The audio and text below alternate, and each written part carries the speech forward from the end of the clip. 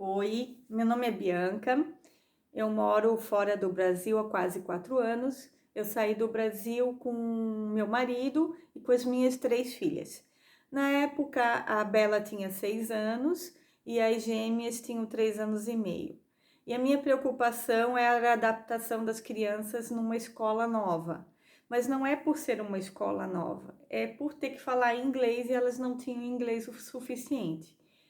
Então, eu falei pouco para elas e como que ia ser, porque até eu não sabia como é que seria a adaptação delas, mas eu confesso para vocês que não foi tão crítico quantas vezes eu fiquei acordada e pensando e procurando ideias de como fazer para resolver o problema. As crianças hoje em dia, primeiro, elas aprendem outra língua assim, ó, num passe de mágica, muito mais rápido que a gente. E depois, as escolas, elas estão muito preparadas porque elas recebem muito imigrante.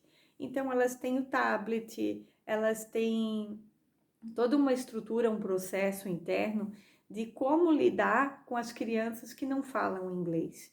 Então, o que poderia ser um bicho de 7 cabeças, que é a barreira da língua, não é uma coisa tão difícil de se resolver assim.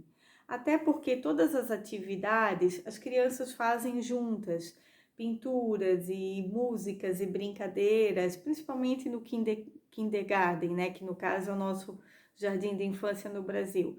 Então é tudo meio similar e automaticamente as crianças vão absorvendo uma palavra aqui, uma palavra ali e como é que funciona e elas vão aprendendo inglês naturalmente, até porque elas eram muito pequenas. O português delas era meio assim limitado, né? Então hoje em dia elas falam bastante bem, tem o inglês fluente e o português fluente, mas eu confesso que tem palavras que elas já nem sabem se é em português ou inglês, porque como elas eram pequenas e elas aprenderam ao mesmo tempo, às vezes elas não sabem distinguir qual é uma língua e qual é a outra. Então não se apavorem, não fiquem preocupadas com a adaptação da criança em uma outra escola em relação à língua, né? Porque isso acontece de uma forma naturalmente, tá? É muito mais complicado para a gente que tem a barreira da língua, que não quer falar errado, que não quer pronunciar errado uma palavra e, né, se sente envergonhada e tem alguns bloqueios. Para a gente é muito mais complicado do que para uma criança, tá? Ah, outro probleminha, assim, que foi fácil de resolver, no Brasil as crianças elas têm um amparo dos professores de abraçar, de beijar, de se abaixar, de pegar no colo, e isso, pelo menos aqui na Nova Zelândia, não acontece, tá? Isso não é crítico, só que a gente estranha bastante, né? Porque eu lembro no Brasil que se a minha filha chorasse e eu virasse as costas, a professora pegava no colo, dava um beijo, levava para passear e não sei o quê, e a criança já estaria bem acolhida.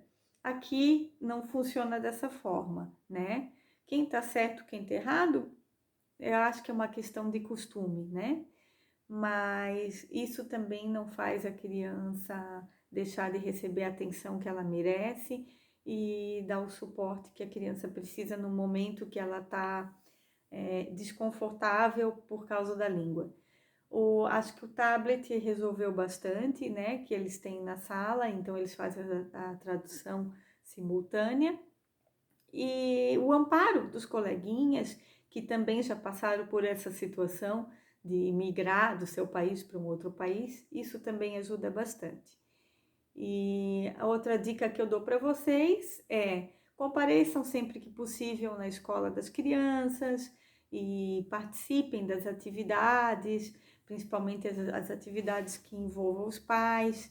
Tenham curiosidade de conhecer a escola, de saber o que fez hoje, porque aí aos poucos a criança já vai se familiarizando mais com a escola e vai querendo criar raízes até para mostrar para a gente, o que eu fiz hoje, o que a gente aprendeu, como é que foi. Então, isso é um jeito que eu acho que facilita bastante a criança se adaptar.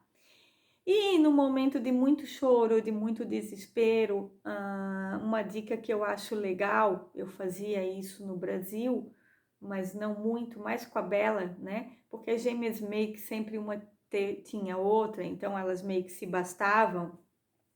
Mas a Bela, eu dava sei lá, um elástico de cabelo, um anel meu, ou eu fazia um coração na mão dela e um coração na minha, tipo assim, ó, para quando ela tiver com muita saudade, ela apertar o coração, que aí eu ia sentir que ela estava precisando de mim, ia tentar ir para a escola o mais rápido possível. São coisas que, paliativos, que psicologicamente pode fazer a diferença de quando a criança se sentir sozinha, numa escola, que ela não consegue se comunicar direito e que ela não tem ainda muitas amigas, né?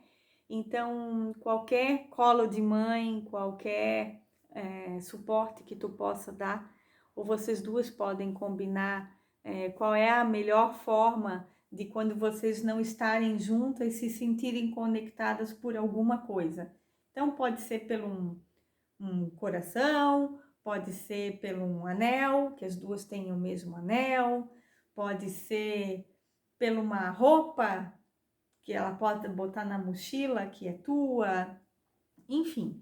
Ou vocês podem combinar que quando acabar a escola vai ser legal porque vocês vão fazer um passeio no parque, ou vão no cinema ver aquele filme, enfim, né? Começa a criar algumas conexões para a criança se sentir mais amparada num momento de adaptação. Isso não é impossível e isso acontece mais rápido do que a gente imagina. Tanto aprender uma nova língua, quanto adaptação numa escola nova. Principalmente se a escola é uma escola legal e é uma escola melhor ou igual à que ela frequentava no Brasil, tá? Caso vocês tenham alguma pergunta, queiram tirar alguma dúvida, vocês podem colocar nos comentários, eu faço questão de responder. E se você puder, deixa o seu like para me motivar para o próximo vídeo e aguarde que vai ter mais vídeos interessantes. Tchau para vocês e até a próxima!